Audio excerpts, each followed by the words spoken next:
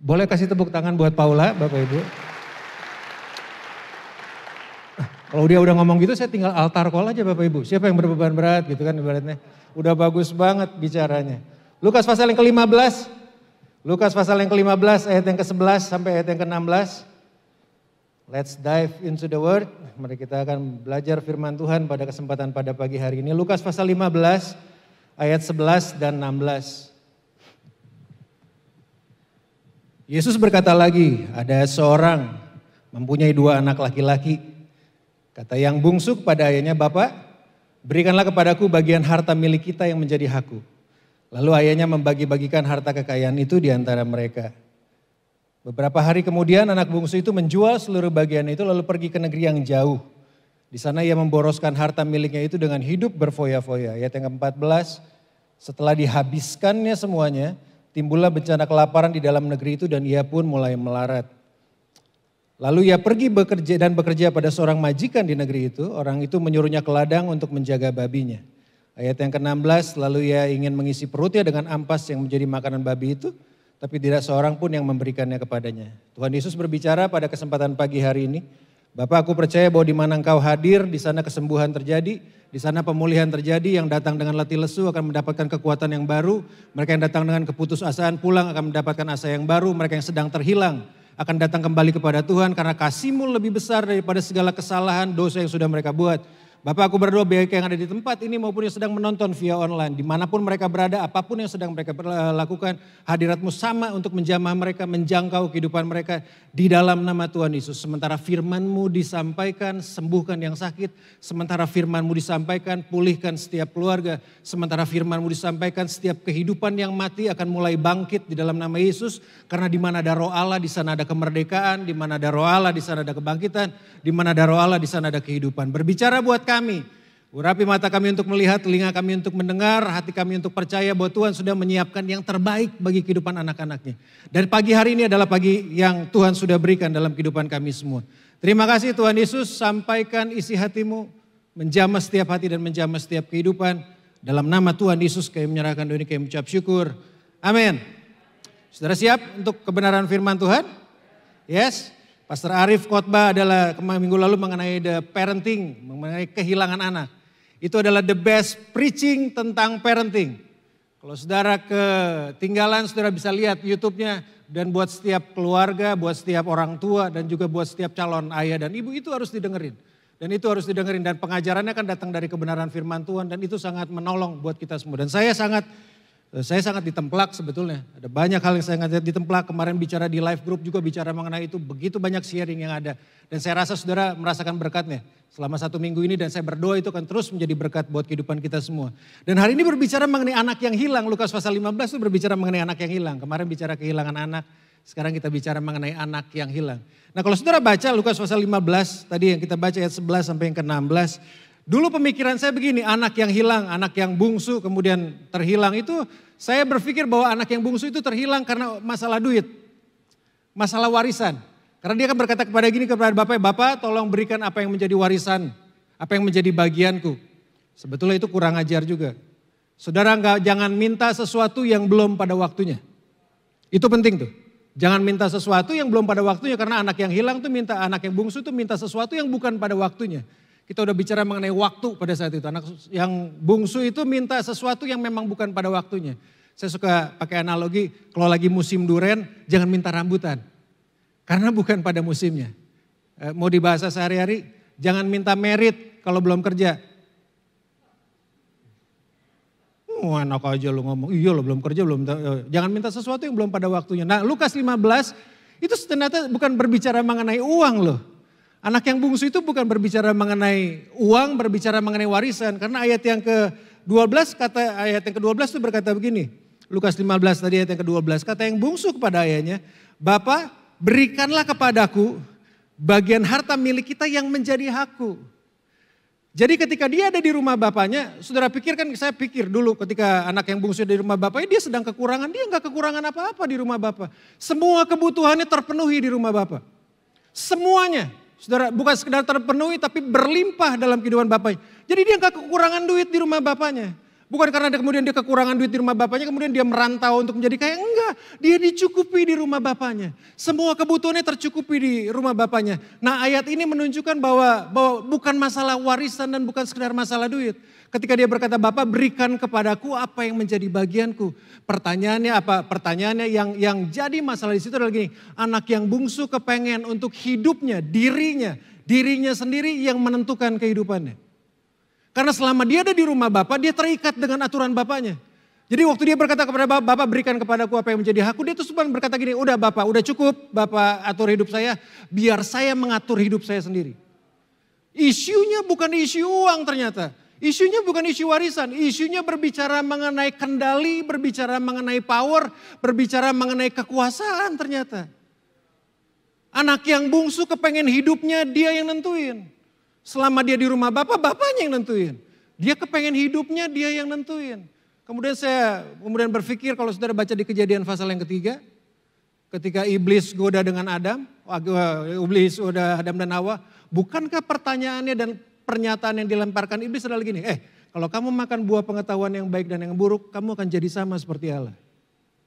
Isunya sama loh. Isunya berbicara mengenai kekuasaan. Isunya berbicara mengenai kuasa. Isunya berbicara mengenai power, mengenai kendali. Anak yang bungsu kepengen hidupnya biar dia yang kendalikan. Betul, setiap orang dilahirkan sebagai pemimpin. Jelas. Kejadian 1 ayat yang ke-26 berkata gini nih, berfirmanlah Allah. Kejadian 1:26. Berfirmanlah Allah, baiklah kita menjadikan manusia menurut gambar dan rupa kita. Supaya mereka berkuasa, memang diciptakan untuk berkuasa. Tapi berkuasa atas ikan-ikan di laut, burung-burung di udara, dan atas ternak, dan atas seluruh bumi, dan atas segala binatang melata yang merayap di bumi. Deep inside us, jauh di dalam diri kita, memang kita dilahirkan untuk memimpin. Memang kita dilahirkan untuk berkuasa, tapi tunggu dulu. Sebelum kata berkuasa muncul tuh Alkitab tulis gini, baiklah kita menjadikan manusia menurut gambar dan rupanya Tuhan. Saudara hanya bisa berkuasa sebelum saudara kita hanya bisa berkuasa dalam keserupaan kita dengan Tuhan. Punya pengertian saudara dan saya bisa berkuasa waktu kita menaklukkan kehendak diri kita pada otoritasnya Tuhan. Di situ kuasa yang sebenarnya terjadi. Anak yang bungsu meminta sesuatu bukan meminta duit ternyata. Dia meminta sesuatu yang dia minta untuk hidupnya dikendalikan oleh dirinya. Benar. Setiap anak laki-laki yang lahir, dia dilahirkan menjadi pemimpin. Kenapa? Satu saat nanti dia akan menjadi seorang ayah. Setiap anak perempuan yang lahir dia akan memimpin satu kali nanti. Kenapa? Karena dia satu kali nanti akan menjadi seorang ibu. Setiap kita dilahirkan memimpin. Pertanyaannya siapa yang memimpin? Dalam apa kita memimpin? Dalam keserupaan dengan Kristus atau dalam kehendak kita sendiri? Anak yang bungsu kepengen memegang kendali dari kehidupannya. Dia nggak kekurangan sementara dia ada di rumah Bapak. Dia dia punya sarapan terbaik yang pernah ada. Selama dia ada di rumah Bapak. Semuanya terpenuhi. Semuanya tercukupi. Kemudian yang menjadi pertanyaan, kenapa sih pengen keluar? Saya renungin kenapa anak yang bungsu ketika dia ada di rumah Bapaknya kepengen keluar loh. Semuanya terpenuhi. Semua kebutuhannya ada loh di sana. Dia mau minta apa ada, dilayanin oleh, itu adalah, kalau Bapak di sini tuh sebetulnya perlambang dari Bapak di sorga. Contohlah kalau ini Bapak di dunia, dia adalah anak konglomerat. Semua yang dibutuhkan ada. Tercukupi selama di rumah. Pertanyaannya kenapa dia pengen keluar? Itu kan yang jadi pertanyaan. Kenapa sih dia memang tergoda untuk keluar? Saya pakai ini biar jelas ya.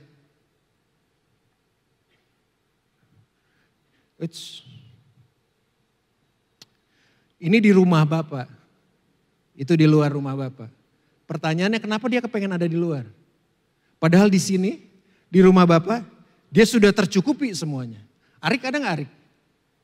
Arik, minta tolong Arik, coba Arik. Arik ada? Kamu aja sini. Nah. Anak yang hilang. Enggak, dia enggak hilang. Contohnya dia anak yang bungsu. Kan gini, di rumah bapaknya penuhin semua kebutuhannya loh. Tercukupi semuanya. Pertanyaannya kenapa anak yang bungsu kepengen untuk tinggal di luar? Itu kan yang jadi pertanyaan. Loh dia tercukupi semuanya loh. Karena kemudian saya dapatin, kemudian saya renungin. Ya kalau kita bicara hari ini kan anak-anak suka pada main medsos. Lihat di Instagram. Kelihatannya hidup yang di luar teman-teman enak loh. Enak hidup di luar, kelihatan anak-anak di luar. Jadi kalau kamu di luar, saya teman-teman kamu. Enakan hidup di luar. Kenapa? Di luar mah bebas. Bisa buat apa? Karena Alkitab tulis ketika dia keluar dari rumah, dia berfoya-foya, menghamburkan uangnya, kemudian dia berfoya-foya, ikutin apa yang menjadi keinginan dirinya sendiri. Tapi sebelum dia keluar dari rumah, kan godaannya ketika dia lihat teman-teman yang ada di luar. Enak hidup di luar. Di rumah Bapak terbelenggu kan? Di rumah Bapak kamu harus WPDA, di rumah Bapak kamu harus ikut live group, di rumah Bapak kamu harus ada di gereja. Kita di luar fine-fine aja. Di rumah Bapak diajarin kalau kalau pernikahan itu cukup sekali untuk seumur hidup. Kami di luar bisa gonta-ganti pasangan loh. Dan kita fine-fine aja. Di rumah Bapak, mohon maaf karena hari ini anak-anak muda begini. Loh kalau mau terjadi hubungan seks itu harus dalam pernikahan yang kudus dan diberkati oleh Bapak. Kami di luar bisa FWB-an. Tuh anak-anak punya istilah FWB-an, friends with benefit. Artinya bisa tukar pasangan kapan aja. Di luar fine-fine aja loh. Kami bisa, lu kan terbelenggu di dalam. Terkekang kan di dalam. Anak yang bungsu ngelihat apa yang ada di luar. Sepertinya kelihatannya bagus nih yang ada di luar. Sepertinya kelihatannya fine-fine aja di luar. Oh kita gak mati loh, kita have fun loh. Mau partying all the time juga bisa. Kita enak di luar. Jadi godaannya adalah begini, keluar dari rumah Bapak. Terbelenggu kan ada di sana. Susah kan ada di sana. Kita di luar fine-fine aja. Kita di luar bisa bebas melakukan apa yang kita mau. Kita di luar bisa bebas melakukan segala keinginan yang kita mau. Hati-hati. Kalau saudara pengertian freedom atau kebebasan berarti bahwa kita bisa melakukan apa yang kita inginkan. Sekali lagi, kalau pengertian kebebasan, kemerdekaan itu berarti bahwa kita bisa melakukan semua yang kita inginkan. Berarti kita sedang diperbudak oleh keinginan kita. Kalau saudara berpikir bahwa kita bisa buat apa yang kita mau karena kita di luar kita bisa berbuat apa yang kita mau. Kita sedang diperbudak oleh keinginan kita. Yang di dalam Bapa tahu yang terbaik. Kenapa dia kasih aturan, kenapa dia kasih perintah dalam kehidupannya? Karena Bapak tahu yang terbaik buat kehidupan anak-anaknya. Godaan di luar adalah godaan seperti begitu loh. Untuk menarik anak yang bungsu ini keluar dari rumah bapaknya. Karena ternyata dalam satu tulisan Daud di Mazmur yang ke-73, tungguin sebentar. Mazmur 73 ayat yang ke-3 ke-5, salah satu pemimpin Daud yang namanya Asaf, pernah juga mengalami kayak begini. Karena ditulis Mazmur 73 ayat 3 dan 5 berkata gini. Sebab aku cemburu kepada pembual-pembual. Kalau aku melihat kemujuran orang-orang fasik. Orang-orang yang fasik mujur. Banyak duit iya. Kemujuran orang fasik. Sebab kesakitan gak ada pada mereka. Sehat dan gemuk tubuh mereka. Gak ada apa-apa loh di luar. Fine-fine aja ada di luar. Ayat yang ke-13. Sia-sia sama sekali aku mempertahankan hati yang bersih. Sia-sia sama sekali aku berada dalam rumah Bapa dalam kasus ini. Sia-sia sama sekali aku mempertahankan hati yang bersih dan membasuh tanganku tanda tak bersalah. Namun sepanjang hari aku kena tulah dan kena hukum setiap pagi. Ayat yang ke-17. Ternyata ini Asaf temukan sampai aku masuk ke dalam tempat kudus Allah dan memperhatikan kesudahan mereka. Sesungguhnya di tempat-tempat licin kau taruh mereka, kau jatuhkan mereka hingga hancur. Yang kita lihat fine-fine aja di luar. Yang dilihat oleh anak yang musuh fine-fine aja di luar. Enggak fine-fine aja di luar. Siapa bilang saudara pikir FWB-an atau siapa bilang saudara kemudian berbuat apa juga yang saudara mau di luar hukumnya Tuhan kemudian itu fine-fine aja. Enggak. Ini lagi cuman promosi doang supaya dia keluar. Karena the moment anak ini keluar dari tas. Satu aja. Sip. Kita seringkali berpikir anak ini terhilang ketika dia ada di negeri yang jauh. Selangkah dia keluar dari rumah Bapa, selangkah dia keluar dari tujuan Tuhan dalam kehidupannya, dia terhilang.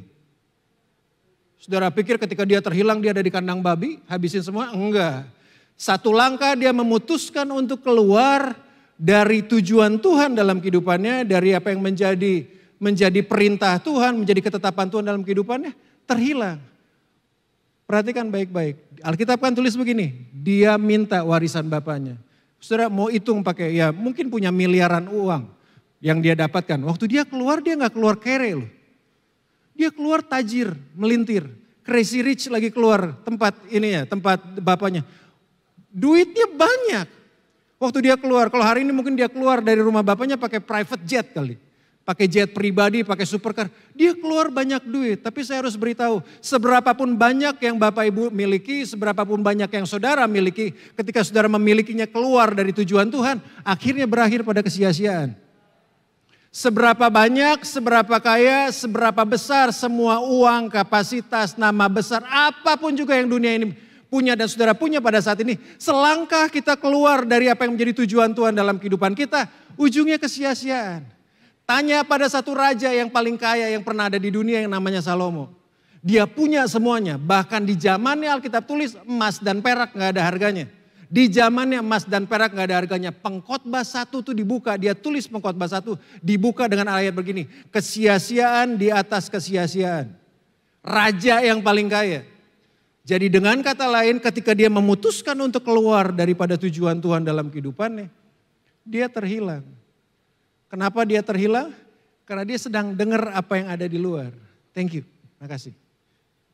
Anak yang hilang, anak yang bungsu terhilang ketika dia memutuskan keluar dari tujuan Tuhan dalam kehidupannya. Biasanya udah seperti rahasia umum. Kalau kita, ini dia akan keluar banyak duitnya. Iya dong. Keluar punya hartanya banyak, punya semuanya banyak. Kalau dihitung miliaran mungkin miliaran gitu kalau dihitung hari ini. Ketika dia memutuskan keluar kan dia banyak. Adalah lagu lama, adalah sebuah hal yang berlaku umum. Kalau kita lagi banyak duit, banyak teman-teman yang ngaku saudara. Iya enggak? Iya dong, kalau lagi banyak duit banyak tuh yang ngaku saudara. Oh saudara ini, teman ini. Tapi pertanyaannya yang adalah gini, ketika dia menghabiskan hartanya. Alkitab tuliskan berkata begitu, dia menghabiskan hartanya. Ketika anak yang bungsu itu,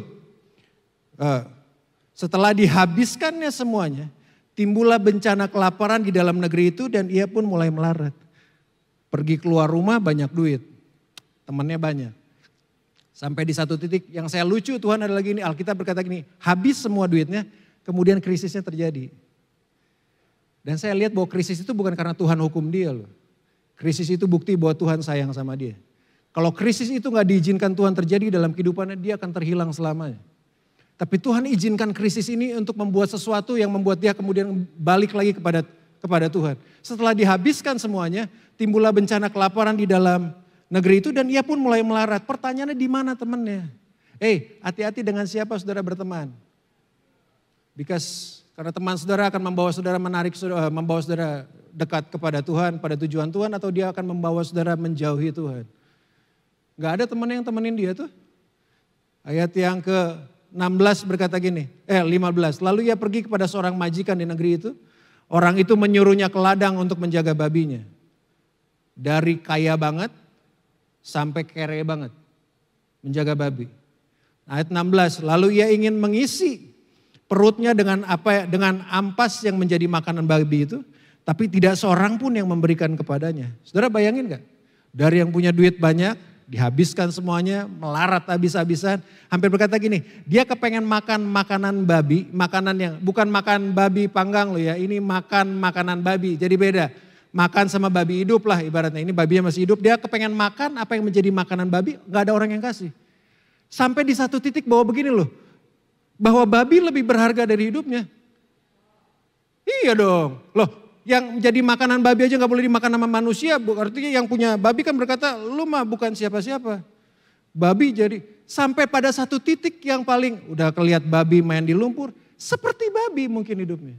Ada di lumpur. Ada di pigpen katanya. Ada di lubang seperti babi. Dan sampai di titik di mana harga dirinya sama babi lebih mahalan babi. Dari titik yang paling tinggi, turun sampai titik yang paling rendah. Kemudian apa sih yang menjadi titik balik dalam kehidupannya? Ayat yang ke-17. Ayat yang ke-17.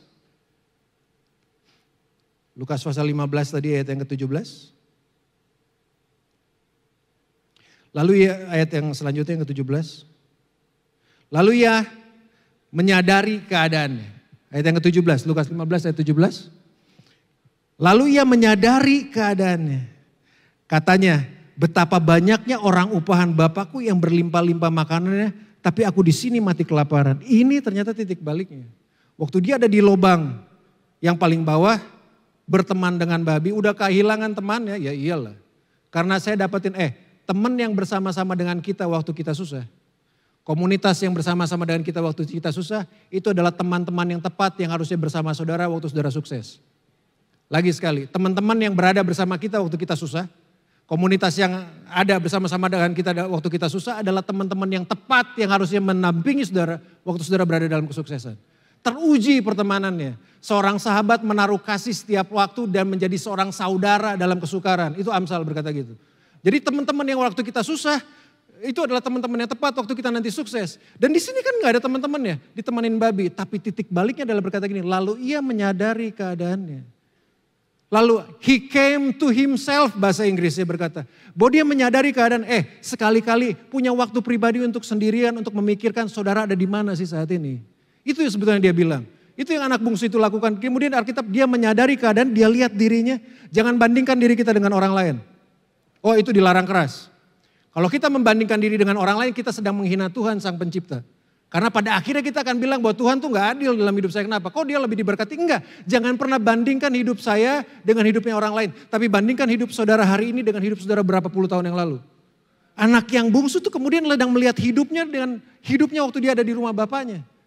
Sekali-kali punya meeting lah, have meeting dengan hidup saudara. Sekali-kali punya self contemplation katanya. Merenunglah diri sendiri untuk melihat, dalam perjalanan saya dengan Tuhan, hubungan saya dengan Tuhan ada di mana sih? Dalam hubungan saya dengan keluarga, hubungan saya dengan istri, dengan suami, dengan keluarga, hubungan saya ada di mana sih? Duduk sendirian kemudian berpikir. Enggak ada teman-teman yang menyertai anak yang bungsu. Itu sebabnya itu adalah kesempatan yang tepat untuk dia menyadari keadaannya. Renungin apa yang sedang saudara lakukan sampai saudara ada pada saat ini. Lihat apa yang sedang dalam hubungan kita dengan Tuhan. Kalau rumah itu berbicara nomor pertama adalah hubungan kita dengan Tuhan. Betul, karena kita adalah bait Allah, kita adalah hubungan kita dengan Tuhan. Sekali-kali punya pikir untuk, Andi Iskandar tuh pernah ngomong, untuk saudara menemukan jalan keluar, saudara perlu harus melihat jalan ke dalam, kata dia. Ya iya dong, saudara harus lihat ke dalam sekali-kali. Jangan lihat yang di luar, lihat yang ke dalam. Rumah itu berbicara mengenai pertama memang hubungan dengan Tuhan. Sekali-kali lihat hubungan saudara dengan Tuhan kayak gimana. Nomor dua, kalau rumah itu berbicara mengenai keluarga, sekali-kali juga harus lihat hubungan saudara dengan keluarga yang lain itu kayak gimana. Dengan istri, orang tua dengan anak, anak dengan orang tua, dengan mertua, dengan menantu, dengan semua. Lihat sendirian. Punya waktu sendirian untuk duduk, untuk merenung. Kebanyakan kita dipaksa untuk bekerja, bukan bekerja sih, dipaksa bahwa hidup itu berjalan begitu cepat. Punya waktu untuk duduk dan merenung. Kemudian yang ketiga itu berbicara, kalau rumah juga berbicara mengenai rumah Tuhan. Cek hubungan saudara dengan gereja Tuhan. Apakah terlibat? Udah terlibat, saya lihat begitu banyak, dulu masih muda, on fire, hari ini kemudian hilang, tenggelam. Saatnya kembali Anda harus pulang itu kelihatannya. Pulang ke rumah Tuhan, untuk kembali lagi datang di rumah Tuhan. Karena itu berbicara mengenai tiga. Cek apa yang menjadi menyadari keadaan kita, punya waktu untuk introspeksi, untuk melihat ke dalam. Ayat yang ke-20 dari Lukas pasal yang ke-15, setelah dia menyadari keadaannya, dia men-check up kehidupannya, ayat yang ke-20. Ayat yang ke-20. Maka bangkitlah ia. Yang nomor 2, kalau saudara udah mulai cek keadaan saudara, dan saudara lihat, dan saudara hasilnya, saudara bisa melihat bahwa saudara jauh daripada Tuhan, bangun, bangkit. Bangkit itu punya pengertian saudara gak boleh terpuruk terus-terusan. Anak yang hilang tuh punya alasan untuk terpuruk hidupnya. Oh iya, dia udah habisan harta bapaknya. Terpuruk, tapi Alkitab berkata dia bangkit. Pertanyaan yang paling penting dalam kehidupan bukan seberapa banyak saudara jatuh, tapi seberapa banyak kita bangkit. Itu kan pertanyaan yang penting. Dan dia bangkit loh. Karena kalau saudara merenungi hidup saudara, mengasihi diri saudara, nggak akan beres ada di situ. Saudara, titik kedua yang saudara harus lakukan, saudara harus bangkit. Kalau itu berbicara mengenai hubungan dengan keluarga dan udah lama mungkin udah nggak memiliki komunikasi yang baik, udah saatnya saudara untuk bangkit, untuk keluar dari lingkungan tersebut, untuk mengambil langkah untuk nggak mau jadi sama seperti kemarin dan bangkit. Kata yang ketiga setelah bangkit adalah dia pergi. Pergilah kepada pribadi yang tepat. Untuk anak yang hilang, Alkitab berkata dia harus pergi kepada bapaknya. Dan nomor satu tempat yang harus saudara dan saya pergi adalah pergi kepada Bapa di sorga. Bukan dalam pengertian kemudian saudara meninggal ada di Gunung Gadung, maksudnya bukan begitu. Tapi pergi kepada Tuhan untuk yang pertama. Minta ampun sama Tuhan, minta maaf sama saudara yang menyakiti saudara. Yang disakiti oleh saudara. Anak yang hilang dia menyadari keadaannya, anak yang hilang kemudian dia bangkit dari kedudukannya. Dari posisi dia ketika terpuruk kemudian dia bangkit. Yang ketiga dia pergi ke pribadi yang tepat. Dia pergi kepada Bapa di sorga. Pergi juga kepada komunitas yang tepat. Jangan terjebak di komunitas yang salah. Makanya saya selalu bilang life group itu sangat penting. Paula adalah hasil dari life group dan masih ada di life group. Saya produk life group. Beberapa puluh tahun yang lalu, belas tahun yang lalu. Pergilah kepada pribadi yang tepat. Pergilah kepada komunitas yang tepat. Anak yang bungsu memutuskan, tadi ayat yang ke-20. Maka bangkitlah ia dan pergi kepada bapaknya. Ketika ia masih jauh, ayahnya telah melihatnya. Ada di kandang babi, berteman dengan babi, mohon maaf. Saya yakin dia gak ke salon sih. Gak pernah gunting rambut. Udah berantakan hidupnya. Dan mungkin ketika dia pulang kepada bapaknya gak mungkin dia pulang dengan keadaan, wah keren. Dia keluar tuh keadaannya gagah banget. Bawa duit banyak, gagah banget. Sampai kemudian di kandang babi habis, gak sekeren waktu dia pulang, keluar dari rumah. Hancur-hancuran, compang-camping badannya. Bajunya mungkin cuma ada di badan doang. Dan belum tentu juga dia udah mandi, posisinya udah bau itu. Bau babi. Kalau babi panggang kan enak baunya gitu kan ya. Kalau ini kan bau babi di kandang babi, bau babi nggak pernah, bisa jadi nggak pernah mandi. Kemudian pakaiannya bisa jadi cuman itu dan compang-camping. Udah seperti, udah nggak keurus kayak gimana. Dia pulang. Saya yakin dia nggak pulang dalam keadaan seperti dada dibusungkan kemudian. Enggak. Dia pulang kan tertunduk malu dong. Malu sama orang. Mungkin ketika orang lihat siapa dia ya. Dijauhin oleh orang makan, mohon maaf mungkin kemudian saya berpikir mungkin dia diludahin sama orang. Dia pulang dengan keadaan gontai Pak. Gak punya harapan. Tapi yang hebat adalah begini ayat yang ke-20. Maka bangkitlah ia dan pergi kepada bapaknya ketika ia masih jauh. Bapaknya gak pernah lupakan anaknya loh. Saudara pikir dosa menghancurkan saudara, bapak kita lebih besar daripada itu juga. Bapak melihatnya dari jauh. Walaupun wajahnya, penampilan luarnya berantakan, deep inside of him. Aku tahu ini anakku. Bapaknya melihatnya semenjak dia masih jauh dengan punya pengertian. Bapaknya waiting here, menunggu di sini, menunggu dia kembali. Kapan? Setiap hari, setiap saat. Kalau saudara berpikir Bapak sedang jauh dari saudara, Bapak di surga sedang jauh dari saudara, saudara salah besar. Bapak kita sedang menunggu kita setiap hari, setiap pagi, setiap saat. Kalau kita mau datang kepadanya, Alkitab tulis Bapa melihatnya dari jauh, dia sekedar lihat. Enggak, Alkitab kan tulis gini, ketika ia masih jauh ayahnya telah melihatnya, lalu tergeraklah hati bapaknya oleh belas kasihan, ayahnya itu berlari. Bapaknya gak berjalan loh, bapaknya berlari. Kemudian ya saya berpikir kemudian kalau anaknya lihat bapaknya berlari, jangan-jangan gue ditendang nih. Jangan-jangan gue ditabok. Enggak, tapi dia tetap jalan. Tapi walaupun dia sampai ditendang, dia ditabok, dia tahu dia pantas akan hukuman itu. Bapaknya berlari. Asumsi ini anak bapak berlari, gue pasti diomelin, gue pasti dihukum, gue pasti di apa, whatever. Dibanding di kandang babi, mendingan di rumah bapak. Apapun juga, yang punya kuasa untuk menghukum hidup saya dan saudara kan cuma Tuhan. Tapi dia gak hukum saya dan saudara loh.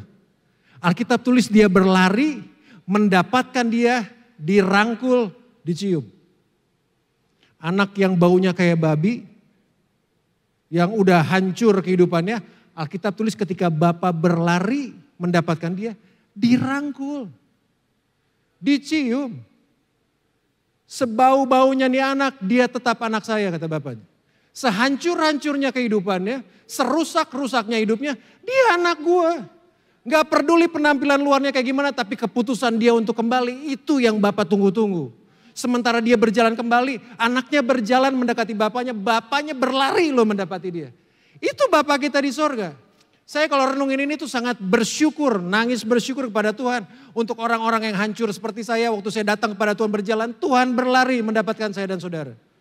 Saudara pikir waktu saudara berdosa Tuhan jauh dari saudara? Betul, karena dosa Tuhan jauh. Tapi waktu kita mengambil keputusan untuk menghampiri Tuhan, Tuhan berlari mendapatkan kita. Enggak sekedar dia berlari, dia rangkul, dia cium. Kasih tepuk tangan buat Tuhan. Seberapa jauh sih saudara daripada Tuhan? Seberapa hancur kita daripada Tuhan? Ada Bapa yang berlari, merangkul dan mencium kita. Ada Bapa dengan kasih yang besar yang sanggup untuk memulihkan kita. Berapa banyak mungkin saudara, ya kalau yang dengar dari online atau gimana, suami-suami yang gak pernah pulang di keluarganya. Kemudian berpikir ya udah hancur berantakan kayak begini. It's time to go home. Saatnya untuk kembali pulang kepada Bapa di sorga. Kenapa? Dia berlari dan merangkul kita loh. Dicium kita. Punya pengertian kasihnya besar menutupi kesalahan kita. Kasihnya jauh lebih besar untuk menutupi segala dosa yang kita lakukan. Maka bangkitlah ia dan pergi kepada bapaknya. Ketika ia masih jauh, ayahnya telah melihatnya lalu tergeraklah hatinya oleh belas kasihan.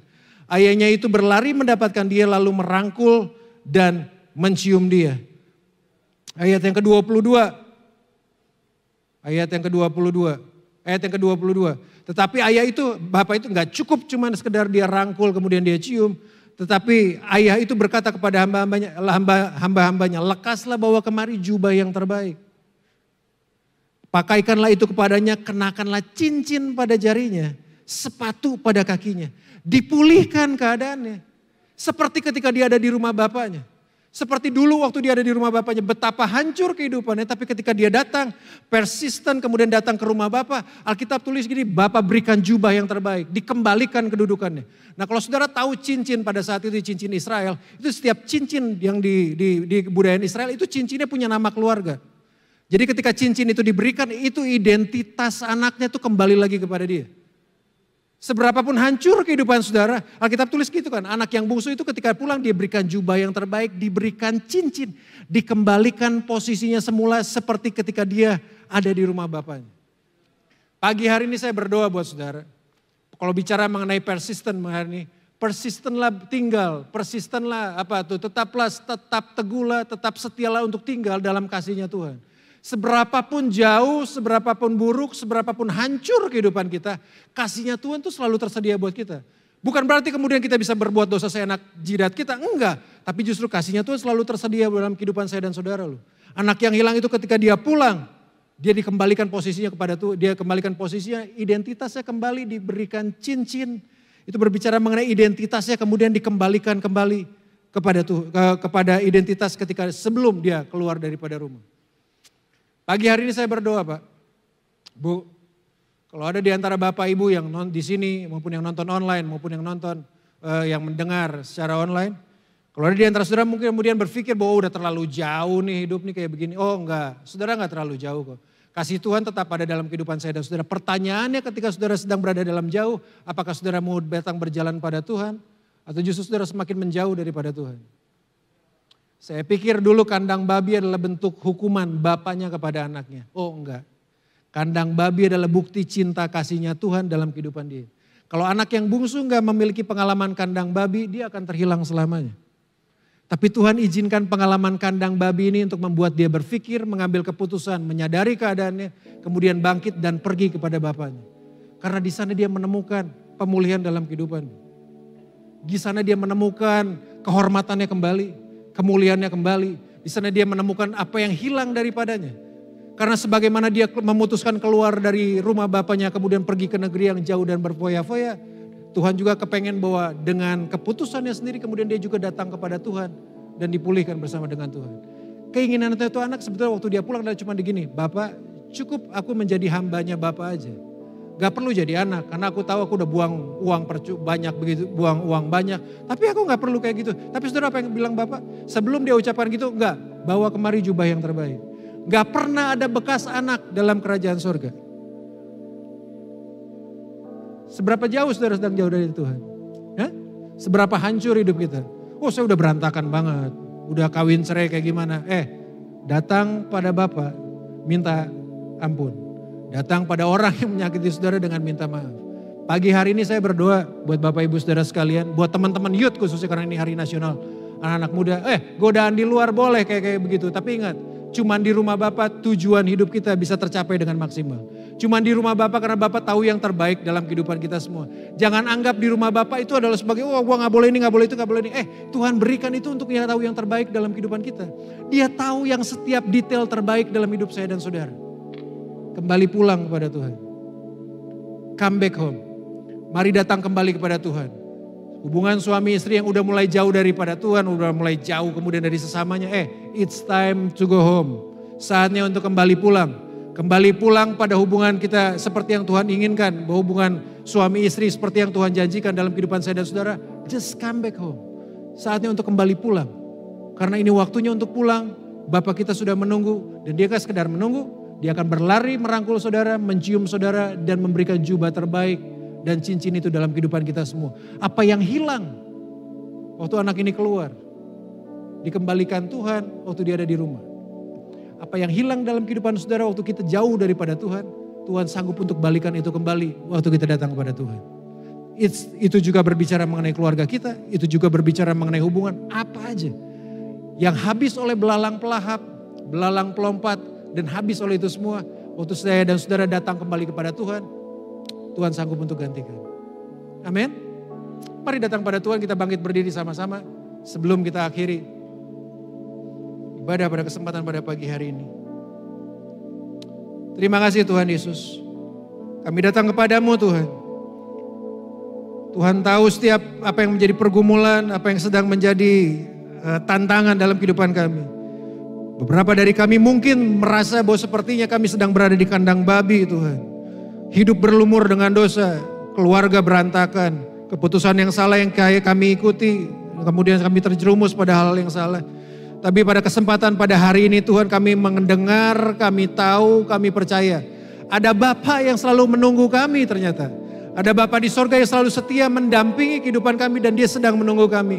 Hanya tinggal kami mengambil sebuah keputusan untuk datang kepada Dia. Untuk datang kepada Bapa, kemudian Bapa akan merangkul untuk memulihkan kehidupan kami semua. Keluarga yang berantakan, hubungan yang berantakan, segala sesuatu yang sedang berantakan. Kami tahu waktu kami kembali datang kepada Bapa di sorga, kasih-Mu sanggup untuk memulihkan. Kasih-Mu sanggup untuk menyembuhkan. Kasih-Mu sanggup untuk menghidupkan ya Tuhan. Amin. Terima kasih Bapa yang baik. Pagi hari ini menjamah kami anak-anak-Mu dengan kasih-Mu. Yang hadir di gedung ini, yang hadir via online, yang mendengar suara ini Tuhan. Kasih Bapa terlebih besar daripada segala kesalahan yang sudah kami buat. Amin. Segala dosa yang sudah kami buat. Kasih Bapa tetap sanggup untuk membawa kami, mengangkat kami dari jurang kesia-siaan yang paling dalam. Untuk menarik kembali, untuk memastikan kami adalah anak-anak Tuhan. Biji matanya Tuhan, gak pernah Tuhan tinggalkan. Selalu Tuhan selalu bersama dengan kehidupan kami semua. Terima kasih Tuhan Yesus, terima kasih Tuhan. Kami mengucap syukur kepadamu Bapa yang baik. Kami berterima kasih dan kami terbuka kepadamu Tuhan. Terima kasih Tuhan.